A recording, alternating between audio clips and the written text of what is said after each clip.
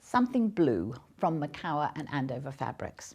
This is a free downloadable pattern from the Macawa website, and it features this lovely range of fabrics from laundry basket quilts. Because I could, I did it in brown to start with. We are going to show you the blue version, but it just is a very straightforward block. It's a very big block. It's made up, it's 4 across by 4 down. It's made up of plain squares and half square triangle units. So we're just going to talk you through how to make each block, and then it's up to you how big a quilt you make. Just so that you can have a look at how your block would change depending on what you put in here. This is a very dark center. We've got a lighter center, and then we've got a brown center.